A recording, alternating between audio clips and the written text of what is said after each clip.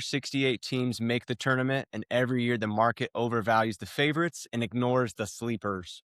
It's easy to pick the top 30, but we're here to find the underdogs where we can take a low risk gamble for a massive potential payoff. We're looking specifically at the teams trading under 30 cents on Kalshi, teams like Syracuse, Oregon, and Washington, who are currently being treated like they're already out. We're going to identify which of these teams actually has a heartbeat and a path to the dance. I'm going to walk you through my analysis in a bit, but first I'm asking my brother, C. Scatch, to walk us through how he's evaluating this board. C. Scatch, what process did you go through, and who do you think is the best value under 30 cents on Kalshi? Yeah, let's get right into it, D Scotch. I like it this time. I'm ready to fire. It's really exciting coming out of AFC NFC Championship week because that's the official 2-month countdown to NCAA March Madness and the big dance. And the people that know me, they know I like to pick winners when it comes into March here. And you take this back a few episodes ago, right? We go back into the teams that we chose that was going to have the lowest cost per win and then the highest cost per win. Right. And then who we thought might win the whole thing. All right. And who did C. Scotch choose? Okay. He's got Gonzaga Bulldogs, That's number right. 6 team in the country, 21 wins, 1 loss. Then you had the highest cost team, the Kentucky Wildcats, who still remain unranked as we go into February. So when I look at my analysis, D-Sketch, I pick winners. You know ball. Okay. And I know ball when it comes to March. Okay. I've been here a time or two. I've done my due diligence. We've got a great basketball game lined up tonight with Arizona and BYU. Undefeated Arizona going into BYU. Just a little side action because I said I like to pick winners. BYU plus 1.5. I will be taking BYU moneyline outright plus 120 this evening. All I right. think they will be handling. I think they're going to be handing the Wildcats the first loss of the season this evening. But I'm looking forward to diving into the analysis today on who we might think could be a potential round of 64 first round qualifier for the March Madness tournament coming up here on March 18th and 19th. Yeah. D Scotch, I'm happy if you want to kick things off here. I've got a pretty in-depth analysis where I'm just going to start I know you're firing. firing. And the audience So, came here for one pick, and now they're going to have 2 picks. You gave them that, you gave them, what was it? No, you gave them BYU money line tonight. Then that was one pick giving them free money. And then also another pick here to see Scotch. I mean, D Scotch, if you saw $100 on the ground, would you pick it up? Because that's the BYU Cougars tonight. That's the BYU Cougars. So they're going to get It's a 2 lot. picks from C. Scotch tonight. That's a lock. There's going to be a lot of rich, keeping it loose subscribers on January 27th after watching this episode. That's a fact. And Mm-hmm. I'm happy to go first because when I was making this analysis, you go to Kalshi, you see what the options are that are available, but then you go learn more about, how many teams can get in. You have 68 teams. Now you kind of just go, hey, maybe we start, you know, writing some of these teams off, some of the teams that are already locked in. And you try to get down to the very end.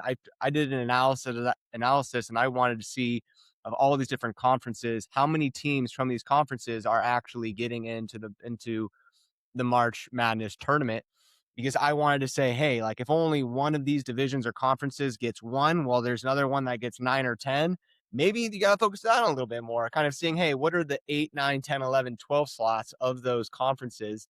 That's where my mind went.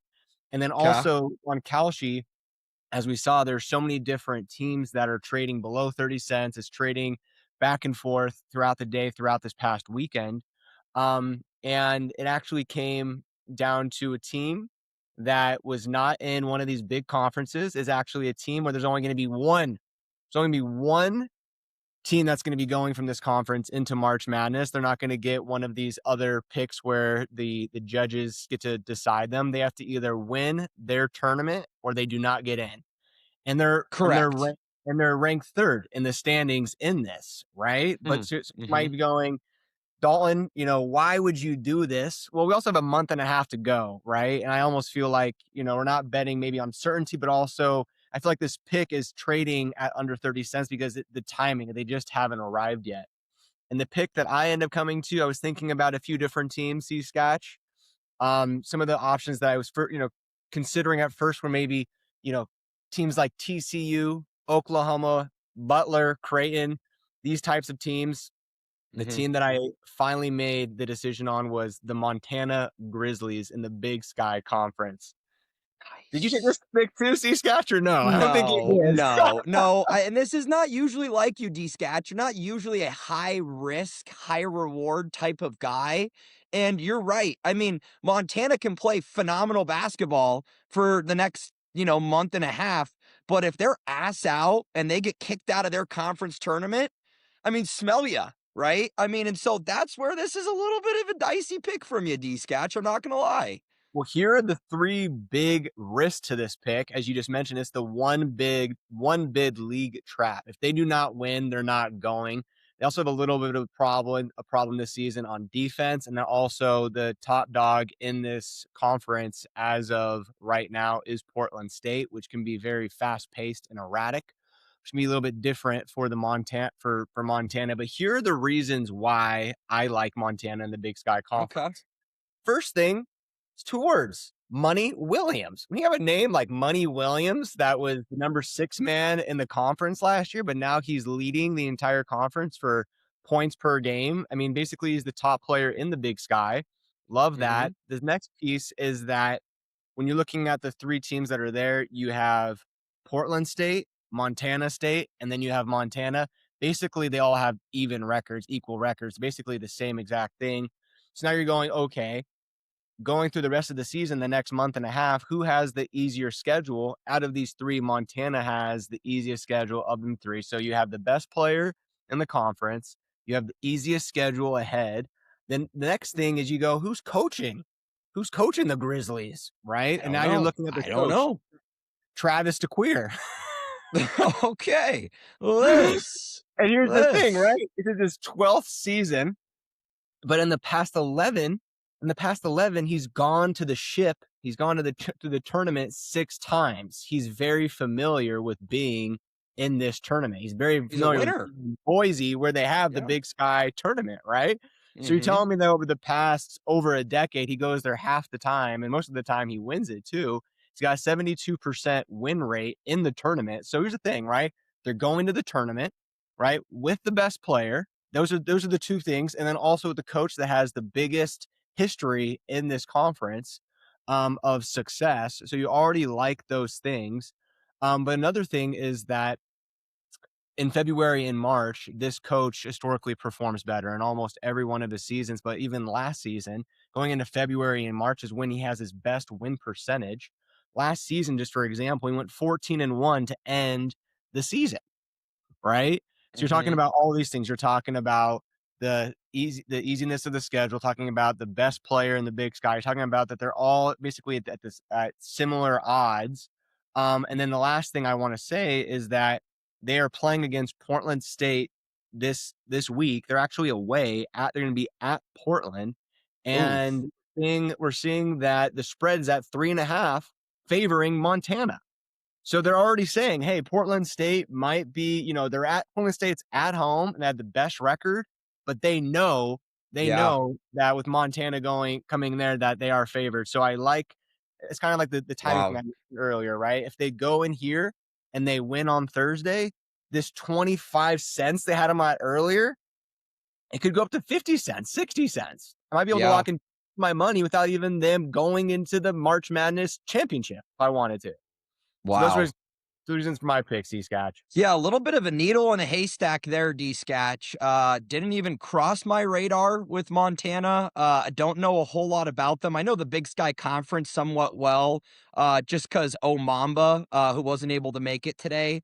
We've dabbled in a little bit of, let's call it wagering in the conference, just because we feel like there can be some value with some Certainly. of these lower level, lower popular teams. And actually, for the people that know me, if Montana's minus 3.5 on the road at Portland State, that's a C-Scatch system play. Tell us about So it. I like when you see teams that have similar records, similar statures, their net rankings are similar. They're going on the road and they're favorites still. that's what we'd call a wolf pack system play. So just for the viewers at home, I like it. I like the play. If they're -3.5, they're clearly trending in the right direction. right? You got a guy named Money Williams. I mean, that's as good as it gets as well. And it seems like the coach likes to win, and I like winners, D Scatch. Yeah, and they won the tournament last year, right? I mean, this is Hmm. something that they're very familiar with, and you just look at Portland State, they haven't won any of the tournaments over the past 5 years. They haven't even gotten to the tournament championship over the past 5 years. So they're really an anomaly going halfway through the season that I think Montana's got to break them and then juice up those returns from 25 cents to above in this next week.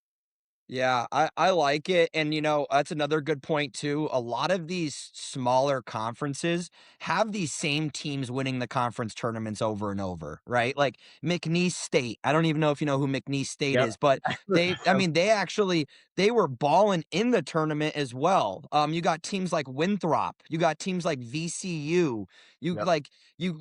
Bucknell. Now, the Bucknell Bison are just piss poor this year, but that they've done historically well. Vermont, like these teams have all been at the top of their conferences, and it doesn't fluctuate as much as, let's call it something like the Big Ten. In the Big Ten conference, who has 5 of the top 12 teams in the country right now, right? Right. So Yeah, that's a I did look crapshoot, there. right? I I mean, did you look at go to the Big Ten. the Big Ten tournament, I mean, good luck, right? It's probably going to be the Michigan Wolverines, but the Big Ten is just so stacked. I kind of like the going over and making maybe a smaller play on one of these smaller conferences with Right. Montana. Are you putting the full boat on Montana, similar to how I did last week with Mr. Flores, who is not the head coach of the Pittsburgh Steelers?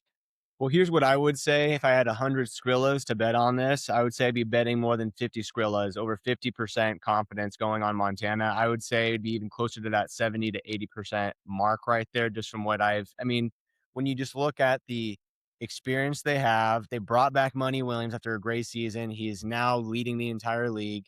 Then you have their coach, you have the stats from the past, and you just go like for that risk where you can make a bet and have a very confident, pick where you just go, hey, if they win one of these games over the next 1 week, 2 week, 3 weeks, 4 weeks, even before March Those, Madness, yeah. I might be, I might even be able to lock in a 2 or 3 extra turn without even it finishing out the Kalshi bet, right? So Yeah, I like the upside, Yeah, no, and that's one of my favorite ways to wager or to predict the future, so to speak, here right? is and I did something very similar where I think you're getting a team and it's already even showed, even from when I saw them at 2:15 p.m. local time today to now 5 o'clock local time, it's already shifted 14 cents in favor of probability. So I don't know if I was ahead of it 2 hours ago. They haven't played a game or done anything, but the point I'm trying to make here is let's take this kind of to the side and let's go back into the football game, right? How Mhm. C Scatch likes to wager in the middle of a game, live line, right? Is I see the Broncos go down and score a touchdown and go up 7-0 early in that game. Well, now you've just given me immediate value on the Patriots and you have Right, immediately killed that entire spread where they're a plus money line. So right. because I waited one, I still was very confident that Jared Stidham was not going to play a full game. And so I think just that model and how you're thinking of it is very similar to how I think about my choice today as well. Well, how about you give us a little bit of a teaser into which conference we might be looking at for your pick, C Scotch, and what process you went through? D Scotch, I mentioned the Big Ten. Okay. I was looking at the Big Ten And too. and Woo! I'm a high risk, high reward guy. And I also like choosing winners, right? And this guy has been the epitome of a winner throughout his coaching career. Okay. And this team is really set up to make a run right now. And I think the reason for that is because they just went through the hardest part of their schedule. And it hurt. Like they did not play very well. They had to go on the road against Michigan, Michigan State. They had a close one with Purdue, who was in like they have had to play 3 of what I think Michigan, Michigan State, and Purdue. I think they're 3 of the top 5 teams in college basketball. I think Arizona and UConn are the other 2 you can throw in with Right. those 3 teams. I think those are 2 of the 3 of the top 5 teams. And so I've seen this as, okay, this team started 15-1. They were a top 25 AP ranked team in the country. And then they go on the road to Michigan, get blown out. Then immediately 2 days later, go on the road to Michigan State, get blown out, right? They win a couple games after that that they should have won at home. Then they come back, get Purdue, very close game with Purdue. They start playing some better basketball because they hadn't seen teams like Michigan, Michigan State, and Purdue yet that year. And so my team's 15-5 right now. They're Okay. in the Big Ten, and they have one of what I think is one of the best coaches in all of college basketball for taking programs and turning them into tournament teams. The Is USC Trojans, baby. It's the is it the USC same? Trojans, and it's the must bus. Okay. It's the must bus all day long. And here's why. Here's why. And I think I always start at head coaches when you come into this because Yep. head coaches, Right. that's where the culture starts. That's That's right. how you create a winning program. And so let's take must bus back to 2015, right? Let's And do so it. I like patterns too. When I'm making Of wagers or course. predictions, I like patterns. Absolutely. Trends. He started coaching for Nevada 2015 to 2016. They missed the tournament that year. First year as a head coach. What do they do the next year, right? Jordan Caroline, Caleb Martin, Cody Martin, Right. DJ Flenner. He takes them. They have one of the hottest seasons in Nevada Wolfpack history, and they get first round exited because, and that's what I'm going to nullify this first round exit, D Sketch, because I do have some inside baseball that Mr. Caleb Martin did in fact lay the pipe on Jordan Caroline's baby mama before the Right. game. So that has some relation. You can't count that against the must bus because the Right. must bus has no control whether Mr. Martin's going to go march in on Mr. Caroline's baby mama and do that before the tournament starts. So I know it's related. It's unrelated but related. Very related. Um, and then you go into his next seasons. He gets the Nevada Wolfpack to a Sweet 16, like something that Nevada hadn't done in over 20 years, right? And so he Mhm. turned that program around. Well, then he's like, "Hey, I'm gonna go get paid some more money by an SEC school."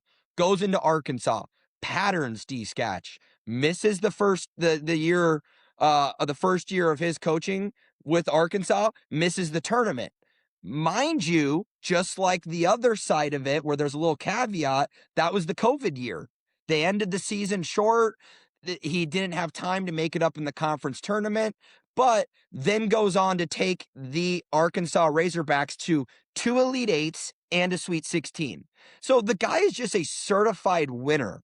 And he has now going into his second season with USC. He missed it the first year.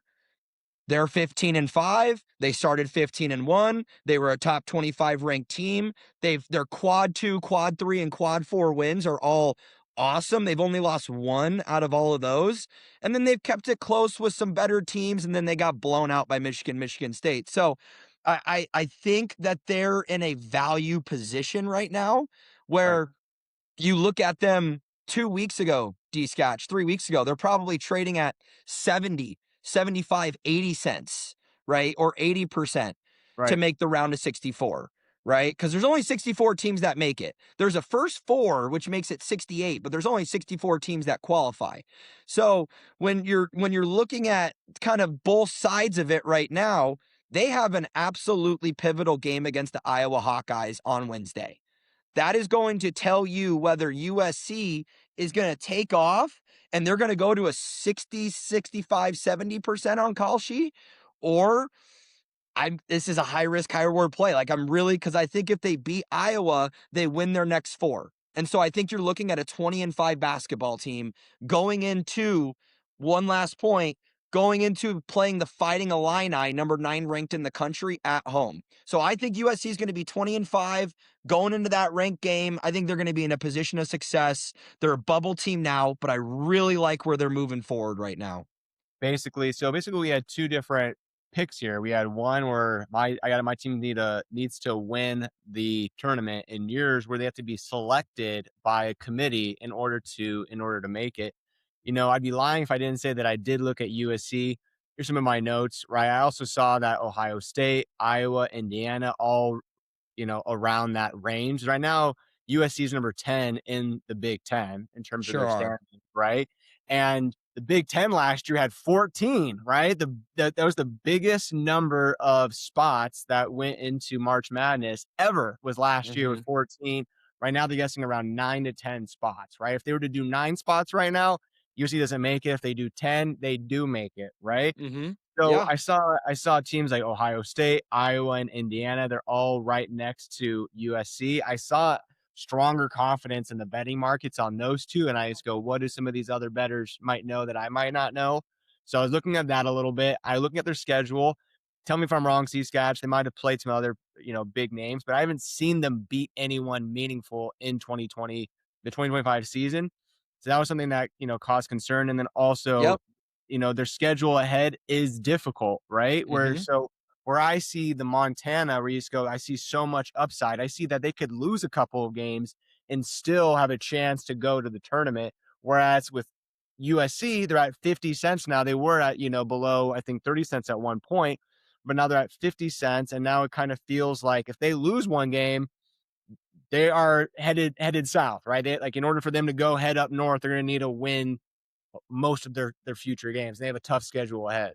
Yeah, I think they're gonna win their next 5. I think it's a great point and probably why you stayed away from it, because I think the Hawkeyes game on Wednesday is absolutely the biggest game of the year, and it's gonna set them up for what I think are winnable games after that, against teams that you mentioned, like Indiana.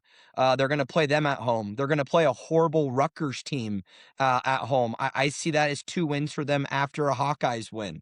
I then see them going and playing Penn State. Penn State's an absolute joke of a basketball team.